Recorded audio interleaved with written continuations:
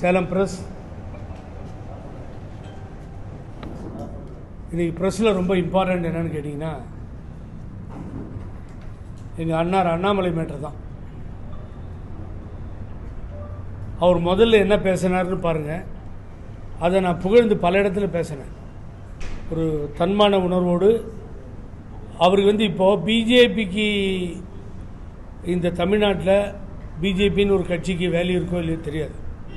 அண்ணாமலைன்ற ஒரு தலைவருக்கு அவ்வளோ பெரிய மரியாதை உண்டு. அது ஸ்டேஜில் ஏறும்பொழுது பேரை சொன்னால் அண்ணாமலை ஜி அப்படின்னு அமித்ஷாஜி சொன்னதும் கைத்தட்டல் நிற்காமல் போயிட்டு இருந்துச்சு. சரி, ரொம்ப நீட்டாக போயிட்டுருக்காரு, தப்பு பண்ணாமல் பழனிசாமி சொல்லி மன்னிக்கணும், நம்ம ஆம்புலன்ஸ் பழனிசாமி சொல்லி பதவியிலேருந்து வேறு எடுத்துட்டாங்க அவர். ஸோ ரொம்ப கரெக்டாக போயிட்டுருக்காருன்னு நினச்சிட்டு இருந்தேன். நேற்று எப்படி தடுமாறினார்னு கொஞ்சம் பாருங்களேன். அதை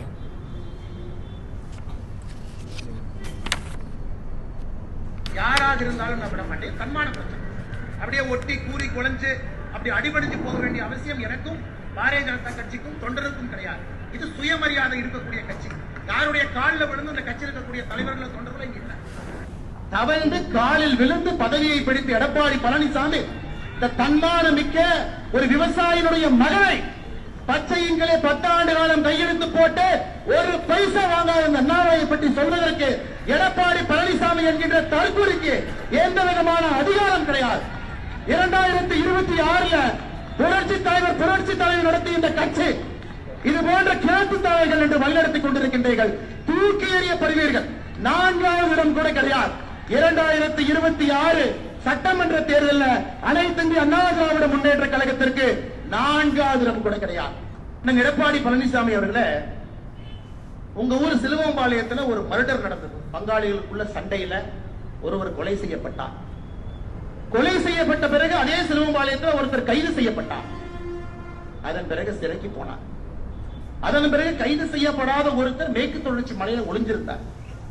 இன்னைக்கு திமுக இருக்கக்கூடிய மூத்த அமைச்சர், அன்னைக்கு அதிமுகவுடைய அமைச்சர், அவர் கையை காலை பிடித்து அந்த வழக்கை முடித்துவிட்டு வெளியே வந்து சிலுவம்பாளையம் பஞ்சாயத்து தேர்தலில் நின்று கோர்ட் மனிதர்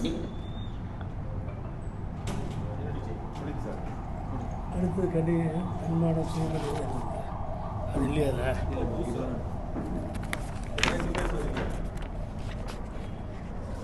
கூடிய செல் கொடு கொடுத்துருங்க.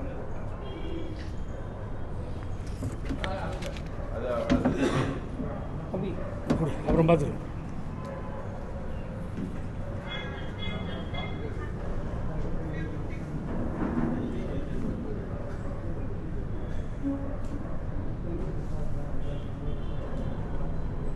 யாராக இருந்தாலும் நான் விட மாட்டேன். தன்மான பிரச்சனை அப்படியே ஒட்டி கூறி குலைஞ்சு அப்படி அடிபடிஞ்சு போக வேண்டிய அவசியம் எனக்கும் பாரதிய ஜனதா கட்சிக்கும் தொண்டருக்கும் கிடையாது. இது சுயமரியாதை இருக்கக்கூடிய கட்சி. யாருடைய காலில் விழுந்து இந்த கட்சியில் இருக்கக்கூடிய தலைவர்கள் தொண்டர்களும் இல்லை. தவழ்ந்து காலில் விழுந்து பதவியை பிடித்து இல்லை, இது நான் இப்போ போட்டது தன்மான உணர்வோடு சுயமரியாதையாக நாங்கள் இருக்கிறோம், யாருக்கும் நாங்கள் அடிபணிஞ்சு போக வேண்டிய அவசியம் இல்லை அப்படின்னு சொன்னார். இன்னொன்று நீங்கள் கேட்குறது என்னென்னா, நேற்று அவர் எப்பாடுபட்டாவது நாங்கள் எடப்பாடி பழனிசாமியை முதலமைச்சராக்குவோன்னு நீங்கள் சொன்னதை நீங்கள் சொல்கிறீங்க இல்லையா? அதுதானே நேற்றுக்கு பேசும்போது அதை சொல்லிட்டார் அவர். நேற்றுக்கு பேசும்போது மிக தெளிவாக அனைத்து இந்திய அண்ணா திராவிட முன்னேற்ற கழகத்தினுடைய பழனிசாமிக்கு அதிமுகவை சேர்ந்த பழனிசாமியை முதல்வராக்குவோன்னு பேசுகிறார். ஒரு தற்குறியை முதல்வராக்குகிறாரா? ஏற்கனவே அவர் பச்சை துரோகி என்று சொன்னார். முதுகில் குத்திட்டார், பிரதம மந்திரி பக்கத்தில் உட்கார வச்சேன்னு சொன்னார். அந்த துரோகி பச்சை துரோகியை முதல்வராக்குகிறாரா? சிலுவம்பாளையத்தில் கிரிமினல் கேஸ் சுமந்து தப்பித்து வந்தவர்னு பேசினார். அவரை முதலமைச்சராக்க வேண்டும் என்று சொல்கிறாரா? நீங்கள் அந்த டேப்பை பூரா கேட்டிருப்பீங்க. எவ்வளவு கேவலமாக பழனிசாமியை, ஆம்புலன்ஸ் பழனிசாமியை பேச வேண்டுமோ அவ்வளவு கேவலமாக பேசினாரா இல்லையா? அப்புறம் தன்மானம் சுயமரியாதையெல்லாம் பேசிட்டு நாங்கள் எப்படியாவது அவரை முதலமைச்சராக்குவோம்னு சொன்னால் நீங்கள் யாரை சொன்னீங்க? பச்சைங்கியில் கையெழுத்து போட்டு இந்த அண்ணாமலை லஞ்சம் வாங்காத நேர்மையான அதிகாரியாக இருந்த அண்ணாமலையை பார்த்து பேசுவதற்கு இந்த தற்குறிக்கு யோகிதை இல்லைன்னு சொன்னீங்க. நீங்கள் சொன்னீங்களா இல்லையா? அதையெல்லாம் சொல்லிட்டு எவ்வளவு கீழ்த்தரமாக பேச முடியுமோ பேசிட்டு இப்போ திடீர்னு ஞானோதயம் வந்து நீங்கள் சரியாக ட்ராக்கில் இருக்கீங்க அப்படின்னு தான் நாங்களாம் நினச்சிட்டு இருந்தோம். பொதுமக்கள் மத்தியில் உங்களுக்கு ஒரு தனியாக செல்வாக்கு இருந்துச்சு. நேற்று ஒரே ஒரு நிமிடத்தில் அண்ணாமலை இந்த செல்வாக்கை அவரே சரிச்சுக்கிட்டார். எப்போ அந்த வார்த்தையை சொன்னாரோ, இவ்வளவு கேவலமாக பழனிசாமியை சித்தரித்து விட்டு அந்த பழனிசாமியை பாரதிய ஜனதா கட்சி நாங்கள்லாம் சேர்ந்து முதலமைச்சராக்குவோம் என்று சொன்னால், இப்படிப்பட்ட ஒரு ஆளை எப்படி சார் முதலமைச்சராக்குறது? அதிமுக 4வது இடத்துக்கு போகும் சொல்லியிருக்கார். பழனிசாமி தலைமை இருந்தால் 4வது இடத்திற்கு போகும் அனைத்து இந்திய அண்ணா திராவிட முன்னேற்ற கழகம். இந்த கட்சி முடிஞ்சு போச்சு, டெபாசிட் போச்சு, எல்லாம் போச்சு. இது மாதிரி ஆளுங்களை வச்சு தலைமையை வச்சு இந்த கட்சி ஒழிச்சிட்டாரு. எப்படிப்பட்ட கட்சி? அப்படிலாம் பேசிட்டு எப்படி சொல்றீங்க நீங்க? எந்த வாயில சொல்றீங்க நீங்க? இவ்வளவு நாள் மக்கள் உங்களுக்கு தனி செல்வாக்கையும் மரியாதையும் கொடுத்து கொண்டிருந்தார்கள். அவங்களாம் தெரிஞ்சுக்கிட்டு இருந்தா இதை போட்டேன் நான். ஒரு கட்சியோ கட்சி தலைமையோ தன்மானத்தை மீறி தேவையில்லை அந்த கட்சி. அதான் நாங்கள் நீந்திக்கிட்டு இருக்கோம். பழனிசாமி அன்னைக்கு எழுத்து வெளியில் வந்து இன்னும் அப்படிதான் பண்ணிட்டு இருக்கோம், போராடிட்டு இருக்கோம். எங்களுக்கு கவலையே இல்லை. கஜேந்திரன் இங்கே நம்ம வக்கீல் ஆரம்பம் இப்படி எல்லாரும் எடுத்த முடிவு தான். நீங்க தனியா ரோட்ல போனா ஒரு மரியாதை இருந்தது. தனியா ஒரு கட்சி ஆரம்பிச்சு நடத்தீங்கன்னா கூட செல்வாக்கா இருந்திருப்பீங்க. நீங்க ஒரே நாளில் போட்டு உடைச்சிட்டீங்களே எல்லாத்தையும். நீங்க அமித்ஷா வந்து அவர் ஆட்டம் ஆடணுமா என்ன? சொல்லுங்க பார்ப்போம். உங்களுக்கு வேண்டிய மரியாதை இங்கே தரப்படவில்லை. அதே சிலுவம்பாளையம் பழனிசாமி சொல்லி தான் தலைவர் பதவியிலிருந்து உங்களை காலி பண்ணாங்க. நான் திருப்பி கேட்கிறேன் திரு அண்ணாமலை அவர்களை, அண்ணே நீங்க அடிக்கடி சொல்லுவீங்க அழகா, அண்ணே அண்ணே அண்ணே உங்களை கேட்கிறேனே, உங்களை பழனிசாமி ஒத்துக்கிறாரா? முதல்ல அந்த பாயிண்ட்டுக்கு வரேன். இவ்வளோ பேசுறீங்கல்ல அவரை முதலமைச்சராக்கணும்னு சொல்லி. அண்ணாமலை நேற்று சொன்னாருங்க, நான் மதிக்கிறேன், வரவேற்கிறேன், நன்றின்னு சொல்லுங்க. உங்களை காப்பாற்றிக்கிறதுக்கு ஏதாவது போஸ்டிங் கிடைக்குமான்னு நீங்க அலைஞ்ச மாதிரி தான் எனக்கு என்னவோ தெரியுது, தவறா தெரியுது. ஆகவே இது மிகவும் வன்மையாக கண்டனத்துக்குரியது. அண்ணாமலை இப்படி மாறுவார் என்று நான் எதிர்பார்க்கவே இல்லை. It's not ordinary person, is IPS officer. தன்மானத்தோடு இருக்கிறேன். ஒரு வில்லேஜில் போகிறேன், நான் மாடு மேய்ச்சிட்டு இருக்கேன், அதுதான் என் தொழிலாகி போச்சு. நான் அந்த அரசியலே எப்பயாவது கோயில் குளத்துக்கு வரேன்னு பேசிட்டு இருந்தீங்க. அப்புறம் கொஞ்சம் கொஞ்சமாக அரசியல் பேச ஆரம்பிச்சிங்க. ஆனால் தவழ்ந்து காலில் விழுந்து அந்த ரிசார்ட்டில் எப்படியாவது முதலமைச்சராகி ஏல விட்டு அப்புறமா முதலமைச்சரான கேடுகட்ட ஜென்மம் பழனிசாமின்னு சொன்னீங்களா இல்லையா? எப்படி முதலமைச்சரான பழனிசாமி நீங்க விலைக்கு சொன்னீங்களா இல்லையா? இப்ப மாத்தி பேசலாமா சார்? சார் அப்படிப்பட்ட பதவி உங்களுக்கு வேணாம் சார். தூக்கி எறிஞ்சிட்டு வாங்க, மக்கள் உங்களை மதிப்பாங்க. அங்கதான் ஸ்லிப் ஆயிட்டீங்களேன்னு கஷ்டமா இருந்தது. ஆகவே தான் அதை போட்டு காமிச்சு மீடியா முன்னாடி இப்படி பேசினார், இப்ப இப்படி பேசுறார், மாத்தி பேசுறார் அப்படிங்கிறத சொன்னேன். ஆட்சிக்கு ஒன்றும் வரப்போறதுல விடுங்க, நீங்க இல்லை. வடக்கே இருந்து 106 தலைவர்கள் இங்கே வந்தாலும் அது நடக்காது. நேற்று அவ்வளோ பெரிய மாநாட்டை கூட்டி இந்த இளைஞர் பட்டாளம் எழுச்சியாக லட்சக்கணக்கில் குவிந்ததை நாம் பார்த்தோம். யாரையும் குறைத்து மதிப்பிட விரும்பவில்லை நான். பல பேர் வயிற்றுலையும் வாயிலையும் அடிச்சுக்கிறான். ஏன் பாராட்டுங்களேன், ஒரு கட்சி மேலே வரட்டும். திராவிட முன்னேற்ற கழகத்திலிருந்து ஒரு அன்பு நண்பர் சீனியர் கேட்கிறார், எங்களுக்கும் அதிமுகவுக்கும் தான் போட்டி, விஜய் கிடையாது என்றார். அதிமுக பிஜேபி பின்னாடி போயிடுச்சு சார், விஜய் போகலையே. கொள்கை ரீதியான எதிரி பாரதிய ஜனதா கட்சின்னு சொல்றாரு அவரு. திராவிட முன்னேற்ற கழகத்தோடு அவர் மோதிக்கிட்டோம், ஆட்சியில் இருக்காங்க, அவர் பேசிட்டோம். பேசும்போது அங்கிள்ன்றாரு. அது வரவேற்கக்கூடிய வார்த்தை அல்ல, தவறான வார்த்தை. ஒரு மாண்புமிகு முதல்வரை அவர் சொல்ல தேவையில்லை, சொல்லிட்டார். அதர் தன் தட் அந்த வார்த்தையை விட்டு மீதியை பார்த்தீங்கன்னா இப்போ பாருங்க, அவரோட கூட்டம், அவர் எழுச்சி, கூட்டப்பட்ட கூட்டம் அல்ல அது. ஒரு எழுச்சியாக மக்கள் ஒரு மாறுதல் வேணும்னு வர மாதிரி தோணுது எனக்கு. ஆகவே குறைத்து மதிப்பிட முடியாது. அதை பார்த்து எம்ஜிஆர் வந்து இப்போ வழிகாட்டியா அவர் சொன்னார். எம்ஜிஆர் அண்ணா ஏற்கனவே வேறு தலைவர்களை சொல்லிட்டு இருந்தோம், திடீர்னு இப்போ எம்ஜிஆர் அண்ணா அவர் வந்து வழிகாட்டியா சொன்னார். அதனால தாங்க நான் வந்து அவரை வந்து பாராட்டி பேசுகிறேன். முக்கியமான காரணம், இந்த இயக்கத்தை உருவாக்கி வளர்த்து ஆளாக்கி சத்துணவு தந்த சரித்திர நாயகனை, அந்த சத்துணவு திட்டத்தை உண்டாக்கி கொடுத்த அந்த சரித்திர நாயகனை கட்டோட்டு வைக்கிறாரு. அந்த கட்டோட்டம் இடம்பெறுகிறது. பேரறிஞர் அண்ணா 18 ஆண்டு காலம் போராடி தன் தமிழால், தமிழ் பேச்சால், தமிழ் ஆற்றலால் காங்கிரஸை புடுங்கி எறிந்த அந்த பேரறிஞர் அண்ணா அந்த கட்டோட் பார்க்கிறோம். தந்தை பெரியாரை பார்க்கிறோம். திராவிட இயக்க தலைவர்களை அங்கே பார்க்க முடிகிறது. அதை பழனிசாமி செய்கிறதில்லை சார். நேற்று ஜெயக்குமார் பேசுகிறாரு, எம்ஜிஆர் ஓட்டை படத்தை காமிச்சா ஓட்டு போட்டுருவாங்களா? நீ காமிக்கிறதே இல்லையே. நீங்கள் எடப்பாடி பழனிசாமி அந்த வனவிலங்கு வாரவிழாருந்து ஒரு வேன் ஒன்று பச்சையாக வெளியில் வச்சு, அதில் பார்த்தீங்கன்னா ஒரு முக்கால்வாசி படம் அவருக்கு இருக்குது. எங்கேயோ ஒரு பேருக்கு அம்மா படம் சின்னதாக அந்த ஓரமாக, தலைவர் படம், அண்ணா படம் இருக்குது. அப்படி இல்லையே. நேற்று மாநாட்டில் ஃபுல் கட் அவுட்டை இறக்கிட்டு புரட்சி தலைவர் எம்ஜிஆர் வளர்த்த இயக்கம் ரொம்ப கேவலம் பழனிசாமிக்கு. எங்கேயாவது ஒட்டிக்கலாமான்னு பார்த்தார் விஜயோட. மிகப்பெரிய கேவலம் பழனிசாமிக்கு. நேற்று தவறி கூட விஜய் வார்த்தை ஒரு இடத்துல கூட இவர் ஒரு லீடர் மதித்து பேரை சொல்லவே இல்லை.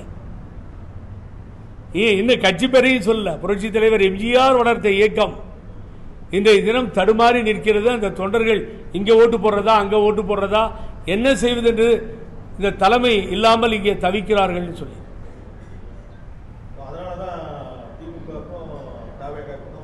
நானும் இன்னைக்கும் சொல்றேன் சார், யார் சொன்னாலும் சரி, எத்தனை பேர் வயிறறிஞ்சி சொன்னாலும் சரி, அண்ணாமலை சொன்ன மாதிரி அவரை தான் உதாரணம். 4வது இடத்துக்கு தான் ஏடி பழனிசாமி தலைமையில் இருக்க அந்த அணி ஏடிஎம்கே போகும். 4வது இடத்துக்கு முன்னாடி வரவே முடியாது. Fight between mister Seeman and versus Palaniswami. சீமானுக்கும் பழனிசாமிக்கும் தான் தேர்தலில் போட்டி. 3வது இடத்திற்கு பெரிய போட்டி நடக்கும். அதில் சீமான் மேலே வர்றதுக்கு நிறைய வாய்ப்புகள் உண்டு. பழனிசாமி 4வது இடத்துக்கு தான் போவார். அதை தான் அண்ணாமலை ரொம்ப ஆராய்ச்சி பண்ணி முதல்லே சொல்லிட்டார். பாரதிய ஜனதா கட்சியினுடைய தலைவர் அண்ணாமலை எனக்கு முன்னாலே அதை அழகாக சொல்லிட்டார், 4வது இடத்துக்கு தான் வரும்னு சொல்லி. தாவேகாவிற்கும் திராவிட முன்னேற்ற கழகத்திற்கும் தாவேகாவிற்கும் தான் வரும் தேர்தலில் போட்டியை தவிர அங்கே பழனிசாமிக்கு வேலையே இல்லை. கம்ப்ளீட்டாக காலி. போகிற ஆம்புலன்ஸை நிறுத்தி அது உள்ள யார் இருக்காங்கன்னு பாரு, அந்த டிரைவரை அடிச்சிடாத, அந்த டிரைவர் இன்னொருத்தர் இப்படி வந்தால் திரும்பி ஆஸ்பத்திரிக்கு அனுப்புவேன். என்ன சார் ஹியூமன் பீயிங்? வரும்போதே பேஷண்ட்டோடு வரணுமா ஆம்புலன்ஸில்? ஏன் பழனிசாமி உனக்கு தெரிஞ்ச ஆம்புலன்ஸ் அதுதான் நினைக்கிறேன் நான். அர்ஜென்ட்டாக ஃபோன் வருது, டிரைவர் போகிறாரு, பிக்கப் பண்ணுறதுக்கு கூப்பிட்டு வர்றாரு.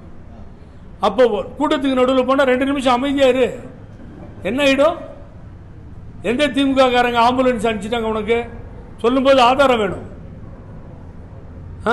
ஆம்புலன்ஸை தடுக்கிற அளவுக்கு மனித நேயம் இல்லாத அளவுக்கு ஒரு மோசமான ஒரு தலைவர் ஆகிட்டல நீ. நாட்டு மக்கள் பார்த்து காரி துப்புவாங்க. இதை யாராவது ஒத்துக்குவாங்களா சொல்லுங்க பார்ப்போம். ஒருத்தராவது இதை ஏற்றுக்குவாங்களா சொல்லுங்க பார்ப்போம். மனசாட்சி பக்கத்தில் இருக்கவங்க யாராவது சொல்லிட்டோம். அங்கே போகிறது தம்பிதுரை அடிக்கிறது. அவர் ஒரு senior leader, deputy speaker, parliamentary deputy ஸ்பீக்கராக இருந்தவர், மத்திய அமைச்சராக இருந்தவர், மாநிலத்தில் அமைச்சராக இருந்தவர், பல கோடிக்கு அதிபதி, எண்ணக்கூடிய பணக்கார பட்டியலில் தம்பிதுரை ஒருத்தர். இன்னைக்கு ஏகப்பட்ட கல்வி நிறுவனங்கள் அம்மா மதித்து டெல்லி வேலைகள்லாம் அவர்கிட்ட தான் கொடுப்பாங்க. இருந்தப்போ என்னவோ சொல்ல வராரு. பெரியவர், வயசில் பெரியவர், அனுபவத்தில் பெரியவர், வர சொல். சுமாரா நீ சுமார் பேச பேச பேச அவர் அடிக்கிறது. அங்கே போகிறது செல்லூர் ராஜு. அவர் என்ன விட்டார் இதில்? தர்மாகோல் விட்டார். நம்ம தர்மாகோல் மன்னர் நம்ம அண்ணன் செல்லூர் ராஜு. அவர் போய் வண்டியாக இல்லை அவருக்கு, நேராக போயிட்டு வண்டியில் போய் ஏற போகிறாரு.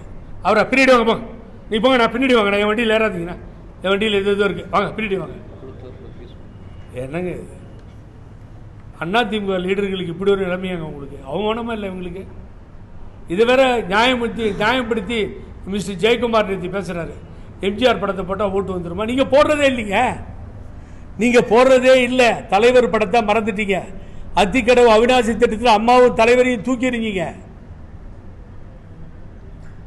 ஒரு வரலாற்று பிழையை புரட்சி தலைவி அம்மா செய்து விட்டார் என்று சொல்லுகின்ற அளவிற்கு கேவலமாக போயிட்டீங்க. நீங்கள் வளர்த்து ஆளாக்கி எம்எல்ஏ பண்ணி அமைச்சர் பண்ணி எங்கேயோ கொண்டு போய் நிறுத்தி உங்களை அழகு பார்த்த அன்னையை அவர் இறந்த பின்னால் வரலாற்று பிழை செய்தார்னு சொன்னீங்க. இந்து முன்னணி கூட்டத்தில் போய் 4 பேர் உட்காந்துட்டீங்க. இதெல்லாம் கட்சி நடத்துகிற விதமா சார்? இது அசிங்கமா இல்லை? நான் சேலஞ்ச் பண்ணி சொல்றேன். நான் நீ எங்க வேணா போ, 300 ரூபா கொடு, கூட்டத்தை கூடு, ஆம்புலன்ஸை திட்டு, ஆம்புலன்ஸுக்கும் பழனிசாமிக்கு தான் மோதலிப்போம், என்ன வேணா பண்ணு. 4வது இடத்தை மீறி 3வது இடத்துக்கு நீ வரவே முடியாது. திரு சீமானுக்கு பின்னாடி போய் நிற்கிற காட்சி தமிழ்நாடு பார்க்கும்.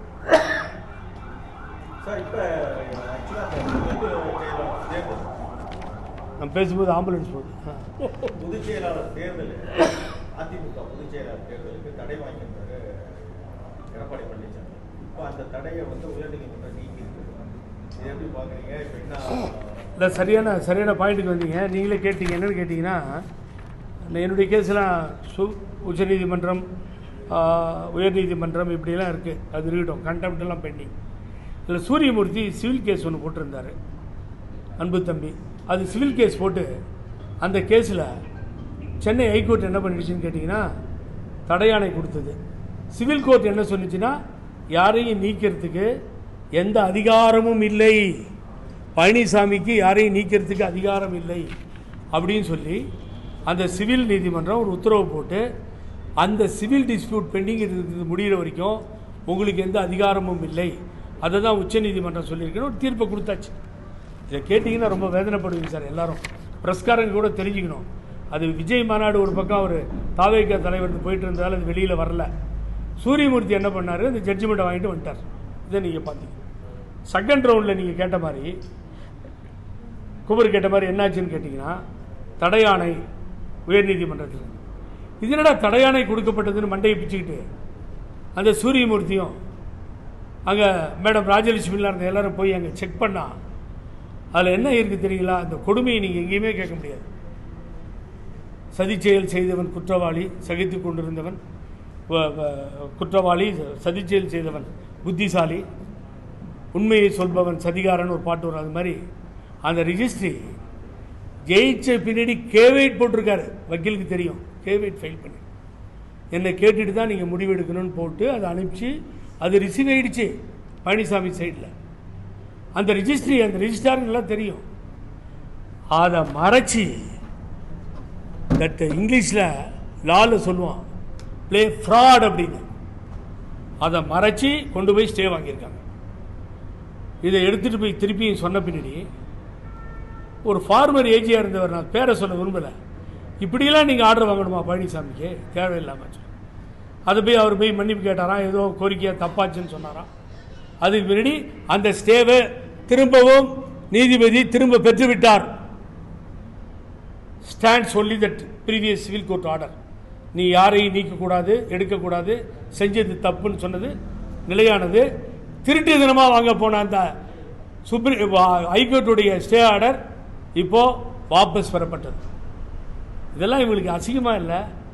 இன்னொருத்தர் போய் கேஸ் போட்டு 10 லட்ச ரூபா கட்டுறாரு டெல்லி வரைக்கும், திட்டங்கள்லாம் நிறுத்துங்கன்னு போனார். வா வா வா வா வா உங்கள் அம்மா திட்டங்கள்லாம் பண்ணலையான்னா நீங்கள் நம்ப மாட்டீங்க சார்.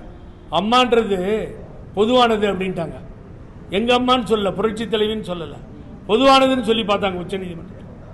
நீ நேரத்தை வீணடிக்கிற, எல்லோரும் எல்லா திட்டங்களும் கொடுத்துருக்காங்க. உங்கள் அம்மாவது லேப்டாப் கொடுத்துருக்காங்க, சைக்கிள் கொடுத்துருக்காங்க, தாலிக்கு தங்க திட்டம் கொடுத்துருக்காங்க, எவ்வளவோ பண்ணியிருக்காங்க. அம்மா 20 kg அரிசி கொடுத்து ஏழைகளை காப்பாற்றிருக்காங்க. அப்படிப்பட்ட திட்டம் சத்துணவு தந்த சரித்திரநாயகன் எம்ஜிஆர், இதெல்லாம் நடந்தது. ஆகவே இதில் திட்டத்தெல்லாம் நிறுத்த முடியாது, நீ வேஸ்ட் பண்ணுறதுக்காகன்னு சொல்லி சிவி சண்முகத்துக்கு 10 லட்சம் ரூபாய் அபராதம் கட்டிட்டு வந்தது. அப்புறமாவது புத்தி வராது. அதுக்கு முன்னாடி இந்த ஃப்ராடு வேலை ஹைகோர்ட்டில். சார், சென்னை ஹைகோர்ட்டில் ஏமாத்துறதே தொழில் சார். அந்த ரிஜிஸ்ட்ரி ஒரு கேஸ் ஃபைல் பண்ணுறதுனா சாகரம் அங்கே இருக்க ஜூனியர்ஸ் அலைன்னு ஒன்று ஃபைல் பண்ணுறது. எப்படி கோட் அவுட்டாங்கன்னு தெரியல, அவங்களுக்கு தான் தெரியும்.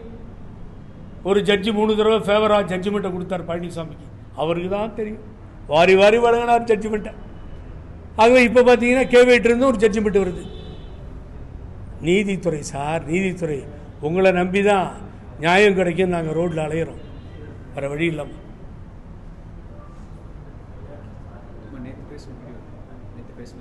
நேற்று பேசுகிற வீடியோ போடு போடு அது போடு இது போடு.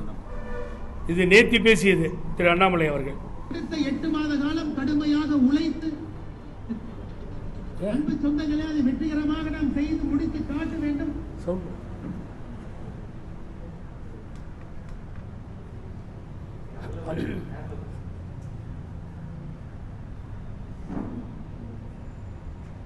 அடுத்த 8 மாத காலம் கடுமையாக உழைத்து திராவிட முன்னேற்ற கழகத்தினுடைய ஆட்சி அகற்றிவிட்டு தேசிய ஜனநாயக கூட்டணியுடைய ஆட்சி இன்று நம்முடைய எதிர்க்கட்சி தலைவராக இருக்கக்கூடிய அண்ணன் எடப்பாடி பழனிசாமி அவர்களை ஆட்சியில் அமர வைக்க வேண்டிய பொறுப்பு தேசிய ஜனநாயக கூட்டணியினுடைய ஒரு தொண்டனுக்கும் இருக்கு. அன்பு சொந்தங்களே அதை வெற்றிகரமாக நாம் செய்து முடித்து காட்ட வேண்டும். கேட்டுக்கிட்டீங்களா? அது முன்னாடி, இது பின்னாடி. இது இன்டர்வெலுக்கு முன்னாடி, இது இன்டர்வெலுக்கு பின்னாடி. இப்படி பண்ணால் ஜனங்க யாராவது இந்த கூட்டணி ஒத்துக்குவாங்களா சார்? அவர் சொல்கிறார் பழனிசாமி, ஏங்க பழனிசாமி நீட்டாக சொல்கிறாருல்ல, கூட்டணியில் இடம் இல்லை, நாங்கள் என்ன ஏமாத்தவங்களா? கூட்டணியில் இடம் கொடுத்துருவோமா நாங்கள்? நேற்று அமித்ஷா ஆப்படிச்சுட்டு போயிட்டார். கூட்டணி தான், கூட்டணி ஆட்சி தான்னாரு. ஆகவே இந்த ஆட்சி, இந்த கூட்டணியை மக்கள் ஏற்றுக்கொள்ள மாட்டார்கள். ஆகவே திமுக தாவேக்கா தான் போட்டி இருக்கும். 4வது இடத்துக்கு பழனிசாமி போயிடுவார். இதுதான் விஷயம். அண்ணாமலை தன்மான உணர்வோடு, நான் உங்களுக்கு அட்வைஸ் பண்ணி நீங்கள் வரணும்னு இல்லை சார். அண்ணாமலை அண்ணன் பேரை கெடுத்துக்காதீங்க, தமிழ்நாட்டில் வேண்டாம். தயவு செஞ்சு எது பேசுகிறீங்களோ அதிலே நில்லுங்க. அமித்ஷாஜியோ உள்துறை அமைச்சரோ பிரதம மந்திரியோ உங்களுக்கு மரியாதைக்குரியவர்களாக இருக்கட்டும், அவர்களை மதிங்க. ஆனால் நீங்கள் சொன்ன சொற்களை எல்லாம் காலில் போட்டு மிதிக்காதீங்க. நான் அன்போடு கேட்டுக்கிறேன். உங்கள் மேலே இருக்க அன்பால் நான் சொல்கிறேன். நான் அதை சார் இப்போ ஆக்சுவலாக கட்சியில் இருக்க ஏடிபிகள் இருக்க நீங்கள் சொன்ன மாதிரி மூத்த தலைவர்கள்லாம் செல்வூர் ராஜி இவங்கெல்லாம் அதிருப்தியில் இருக்காங்க. இந்த நிலையில் சசிகலா எப்படியாவது கட்சியை கைப்பற்று இருக்காங்க. இது நடைபெறுமா, இணையுமா? அவங்க மேலே எனக்கு ஒன்றும் கோபம் இல்லைங்க. பாவம் பேசி யாரோ ஒருத்தன் நேற்றியெல்லாம் கண்ணாப்பின்னான்னு பேசியிருக்காங்க யாரோ ஒருத்தங்க. அதையெல்லாம் நான் கண்டிக்கிறேன் அந்த அம்மாவை பற்றி பேசுறது. ஆனால் வீட்லேயே உட்காந்துக்கிட்டு எப்பயாவது வெளியில் திமுக அரசை குறை சொல்லிவிட்டு இது சரியில்லை அது சரியில்லை அது சரியில்லைன்ட்டு போகிறது சரியாக இல்லை. நீங்கள் வெளியில் ஃபீல்டுக்கு வந்தால் தான் எதையாவது செய்ய முடியும். அண்ணன் ஓபிஎஸ்க்கும் அதுதான், அந்த அம்மாவுக்கும் அதுதான். வெளியிலே வராமல் எப்படி சார் அரசியல் பண்ணுவீங்க நீங்கள்? என்டிஏலேருந்து வந்துட்டார், சந்தோஷம். அண்ணன் ஏதாவது பண்ணும் இல்லை அவர் வெளியில் ஆகவே அதை பண்ணணும் சார். எத்தனை பேர் நேற்று கொஸ்டன்லாம் என்னென்னா, இந்த ஆட்சி மக்கள் விருப்பம், இந்த ஆட்சி தொடரும் தொடரலன்றது. ஆனால் என்ன கேட்குறாங்கன்னு வேடிக்கையாக பார்க்குறேன் நான். நேற்று வந்துட்டார் விஜய், அங்கே சலூனில் இருந்தார், அங்கே என்னது வேனில் இருந்தார், அதில் உட்காந்துருந்தார், இதில் உட்காந்துருந்தார். எப்படி வந்துடுவார் இவர்? இவருக்கு என்ன அரசியல் தெரியும்? நீங்கள்லாம் தெரிஞ்சுக்கோங்க. முதல்ல ஒரு விஷயத்த, 7 மாதத்தில் என்டி ராமாராவ் ஆந்திராவில் ஆட்சி அமைச்ச காட்சியை பார்த்தோம். 72 கட்சி ஆரம்பித்த தலைவருக்கு பெரிய சேலஞ்சாக வந்தது திண்டுக்கல் தேர்தல். உடனே திண்டுக்கல் தேர்தலில் ஒரு மாபெரும் வெற்றி. திமுக வேட்பாளர் சித்தன், காங்கிரஸ் வேட்பாளர் பெருந்தலைவர் காமராஜர் இருந்தார். பெரிய சரித்திரத்தை படைத்தார் புரட்சி தலைவர் எம்ஜிஆர். திண்டுக்கல் மக்கள் அந்த வெற்றி வாகையை சூடினார்கள். அரசியலில் என்ன வேணாலும் நடக்குங்க. நான் திமுகவுக்கு எதிர்ப்போ இல்லை விஜய்க்கு ஆதரவோ அப்படிலாம் பேசலை. நான் பேசுறது நியாயமாக பேசுகிறேன். ஆகவே இந்த எழுச்சிமிகு கூட்டத்தை பார்த்த பின்னால் நீங்கள் சாதாரணமாக அதை இடைப்பட முடியாது. அது உங்களுக்கு அபாயமணி. பிஜேபி தான் கடுமையாக எதிர்க்கிறார் அவர். அது அபாயமணி டு பிஜேபி அலையன்ஸ், அவ்வளோதான்.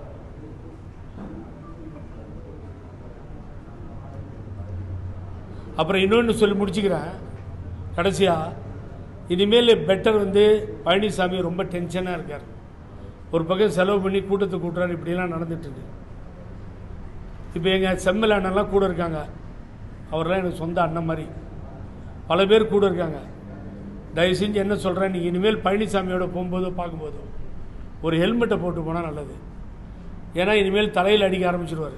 இப்போ கையில் அடிச்சிருக்காரு தம்பிதுரையா, இனிமேல் எல்லாருக்கும் அடிவிடும். ஆகவே ஹெல்மெட்டை போட்டு உங்களை பாதுகாத்துக்கோங்க பழனிசாமிட்டு. இது அன்பான வேண்டுகோள்.